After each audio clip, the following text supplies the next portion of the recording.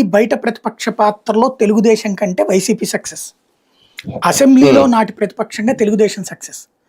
Assembly బయట తొలి ఏడాదిలోనే సక్సెస్ వీళ్ళు. ఎందుకంటే చంద్రబాబు నాయుడు దాదాపు 2-3 ఏళ్ల పాటు సీరియస్ కార్యకలాపాలు చేయలే ఆయన, ఎక్సెప్ట్ అసెంబ్లీ తప్పించి.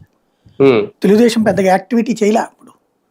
ఫస్ట్ ఏడాది పెద్దగా లేదు, బయట అసలు యాక్టివిటీస్ పెద్దగా లేవు, ఏ యాజిటేషన్స్ పిలుపులు ఇవన్నీ. 2-3 ఏడాదులు కరోనా వచ్చినాయి. ఆ టైంలో ఏం చేస్తారు యాజిటేషన్స్.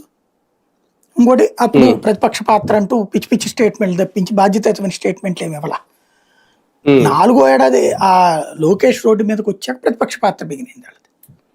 అప్పటిదాకా కాస్తో కోస్తో ప్రతిపక్ష పాత్ర పోషించింది పవన్ కళ్యాణ్. జనసేన తరపున ఆయన అప్పుడప్పుడు మాట్లాడుతుండేవాడు, స్టేట్మెంట్లు ఇస్తుండేవాడు. అదే వీళ్ళైతే 3 నెలలు తిరిగేటప్పటికి జగన్మోహన్ రెడ్డి రోడ్డు ఎక్కేశాడు. ప్రతి నెలకి ఏదో ఒక కార్యక్రమం చేస్తూనే ఉన్నాడు.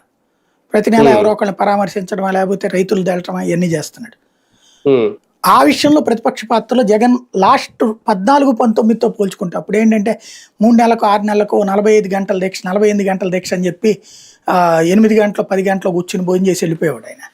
ఇప్పుడు ఈ దఫా మాత్రం చాలా సీరియస్గా చేస్తున్నాడు ప్రతిపక్ష పాత్ర. ఒక రకంగా జగన్ ప్రతిపక్ష పాత్రలో ప్రవేశపెట్టినటువంటిది జనమైతే సక్సెస్ చేసింది అధికార పక్షం. రెచ్చగొట్టి చేస్తున్నారు. అందుకే జగన్ కూడా తిరుగుతున్నాడు విపరీతంగా. తను గ్రహించే